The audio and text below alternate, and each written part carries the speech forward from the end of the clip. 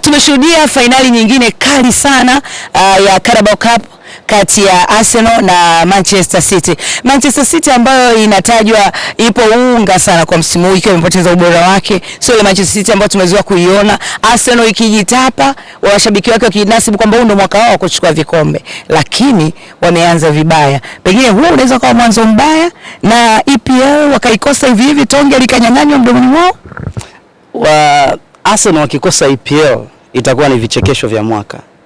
Arsenal kama ataikosa na EPL.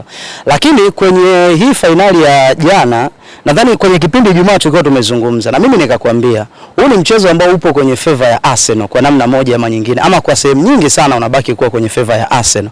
Lakini Arsenal anazidiwa na Man City kwenye sehemu mbili, na ndio kitu ambacho kilikuwa kimewaangamiza pia kwenye mchezo wa jana.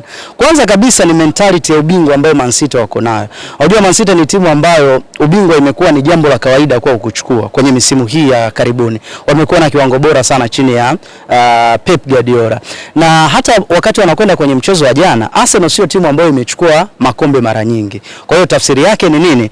City aliingia kwenye mchezo wa jana akiwa anajua namna gani ya kuchukua vikombe ukifananisha na Arsenal. Na ndio maana hata kwenye mchezo ule wa jana wakati Kepa anafanya makosa kwa Arsenal, machache walioyafanya ndio hayo ambayo ameyatumia Man City kuweza kuwa bingwa. Kwa hiyo hiko ni kitu cha kwanza, mentality ya ubingwa ambayo wako nayo ni miongoni mwa kitu ambacho jana Man City walikuwa wamekiwin sana. Lakini kitu kingine, City anafahamu ya kwamba huu msimu kwake ni kama tayari umeisha. Kwenye EPL ni ngumu sana kuweza kuwa bingwa, kwenye kwenye Champions League tayari ameondoka. Kitu ambacho kipo mikononi mwake ni Carabao Cup, kuona namna gani ambavyo baada ya msimu kumalizika anakwenda kujitetea na kuonyesha kile ambacho wako nacho. Kwa hiyo yeye kwake ni kama alikuwa anamaliza msimu kwenye siku ya jana. Alikuwa anatoa nguvu zake zote kuweza kupambania ule ubingwa, na ndio maana akajimaliza kwenye kila jambo kuhakikisha kwamba anapata ushindi. Kwa hiyo unaweza ukaona namna gani ambavyo half time pengine ilikuwa 50-50, lakini kipindi cha pili City anakuja kubadilika na anakuja kupata ushindi wa mabao 2-0.